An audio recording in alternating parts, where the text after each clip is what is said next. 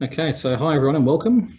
I'm Tim Sylvester from Stock Marketplace.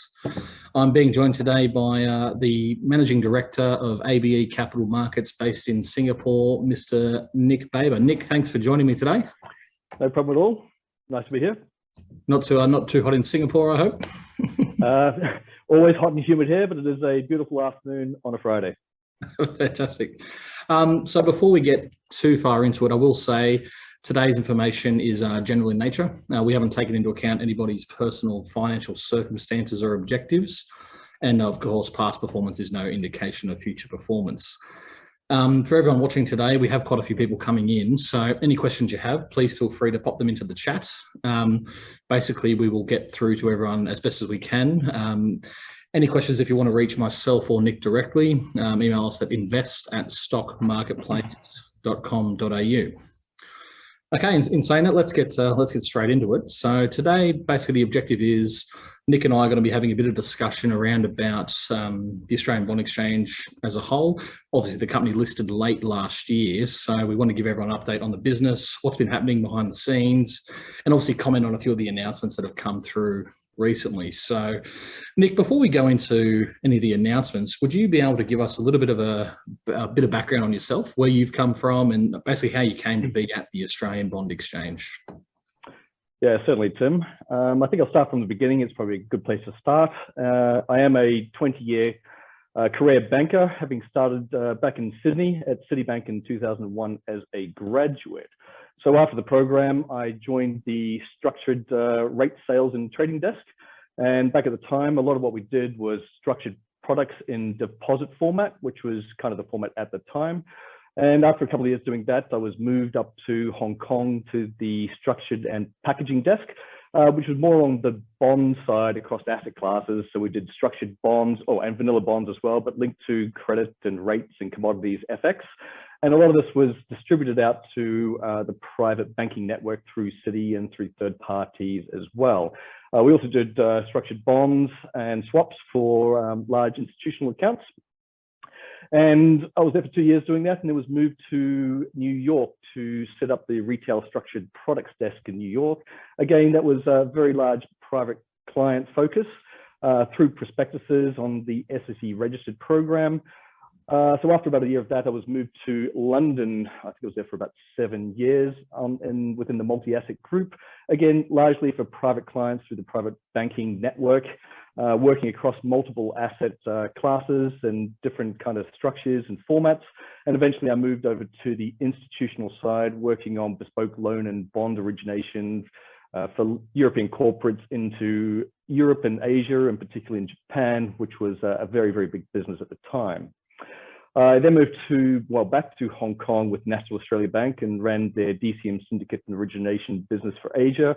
And that was mostly focused on the large public bonds for Asian corporates, state-owned enterprises and financial institutions, as well as the subsidiaries of those financial institutions in Australia.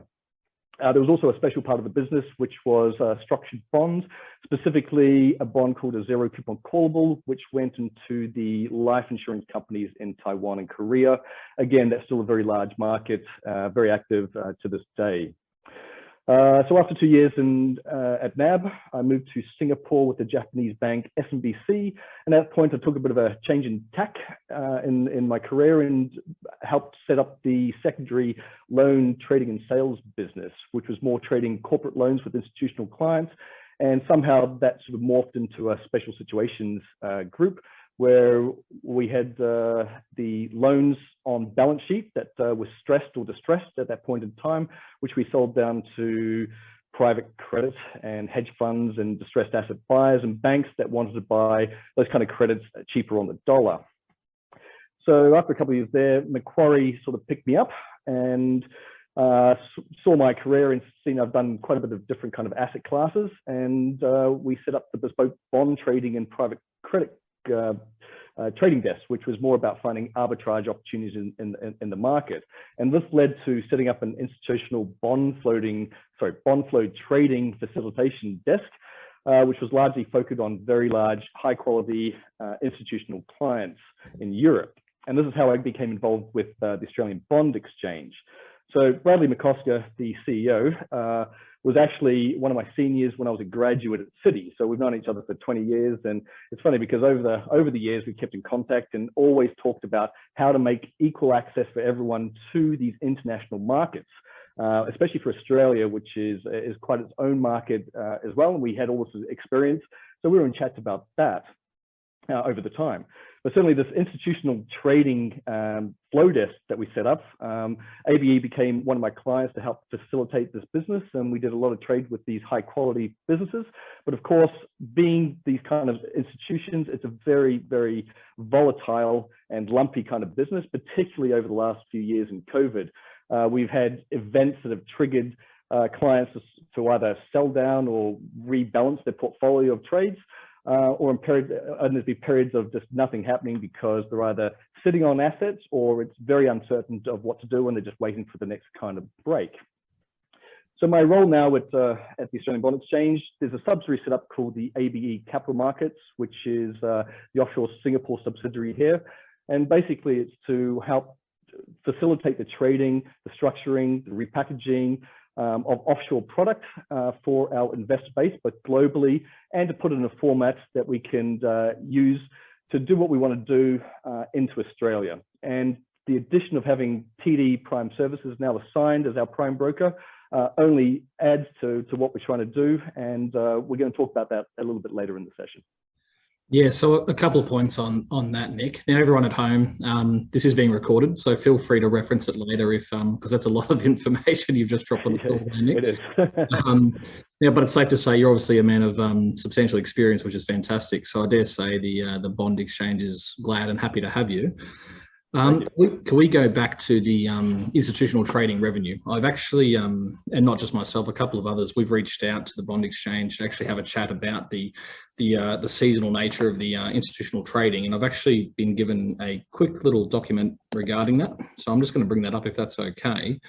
Would you be able to just quickly give us a breakdown of the institutional revenue here, which you can see in front of you?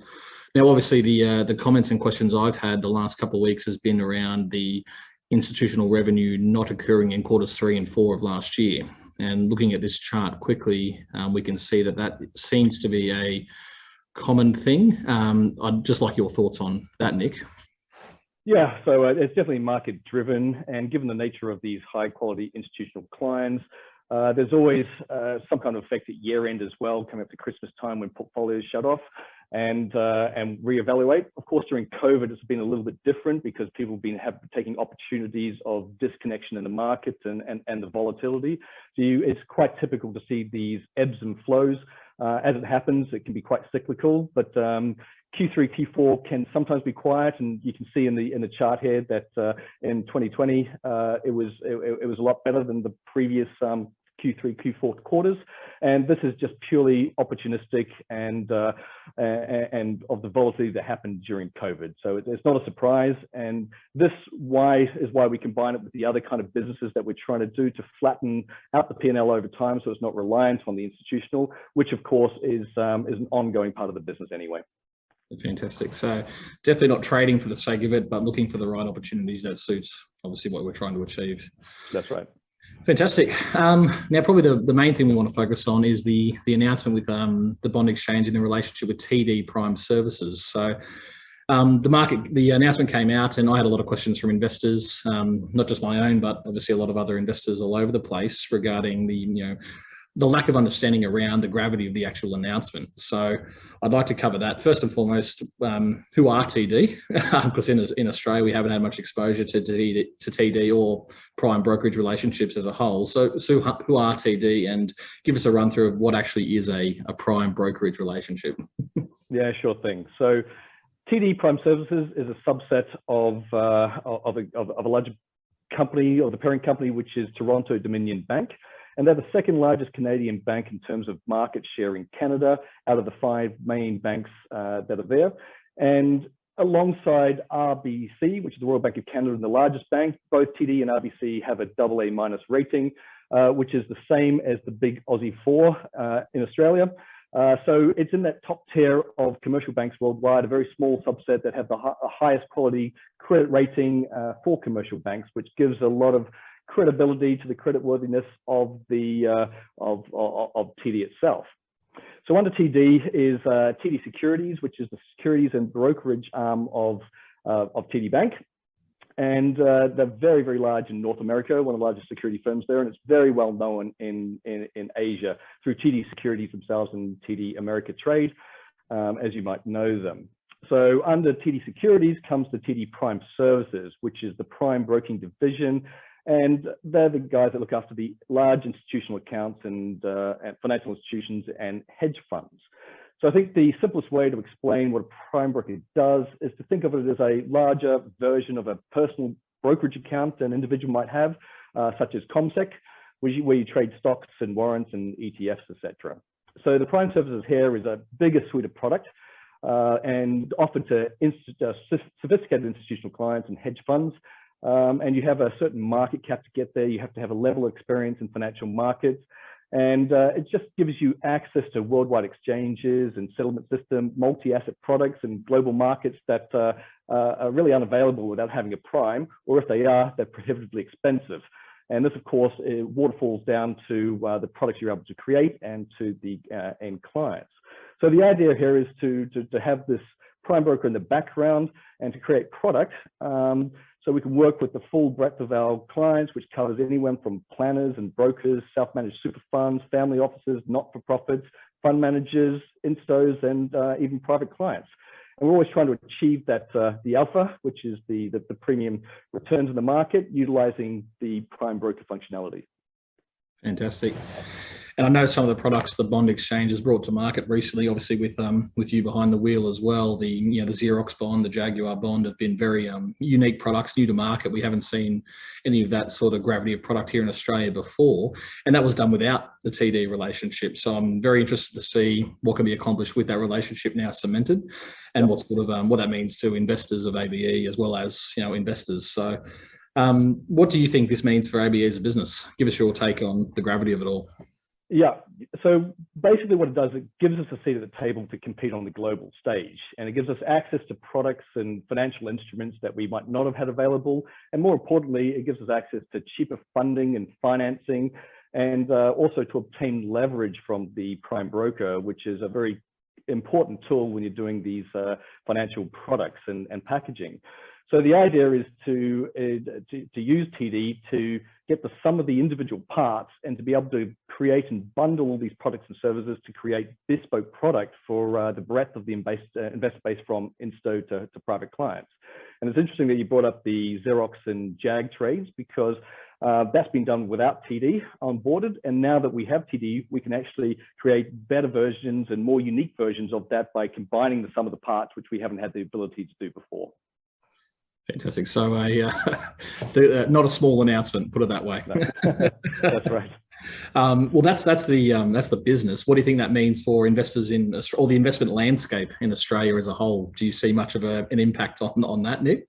Yeah, I do, and because it gives gives access to a global suite of products that is not easily available in Australia, and probably more importantly, that Australian investors don't know that these products or instruments or markets exist, because it's a very unique market by itself.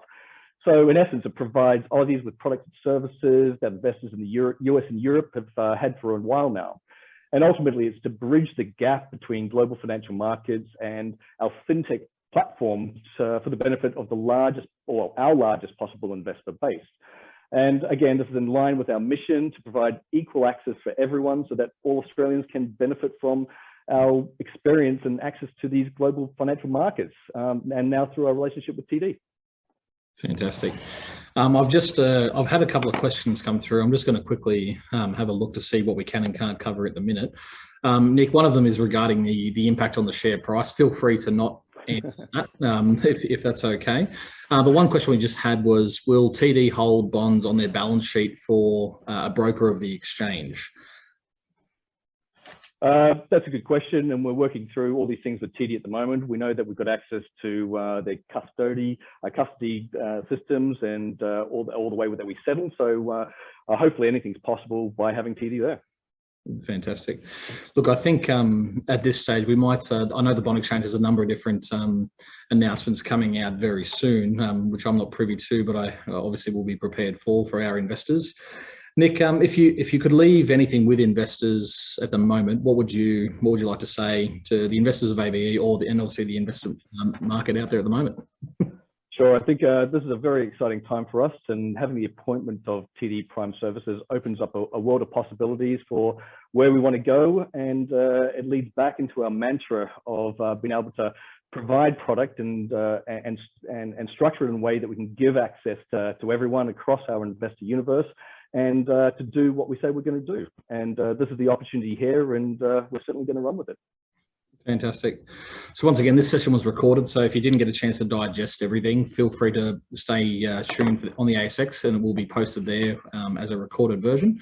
Any questions you have, once again, submit them through to invest@stockmarketplace.com.au. All the investor groups watching, which we invited personally, we will come back to you ourselves and obviously do our usual investor calls that we do. Nick, thanks again. It's been great. Obviously, a lot going on behind the scenes at the Bond Exchange, and we're looking forward to see what comes out the next 2 quarters. Absolutely. Thanks again, Tim. Terrific. Thanks, Nick.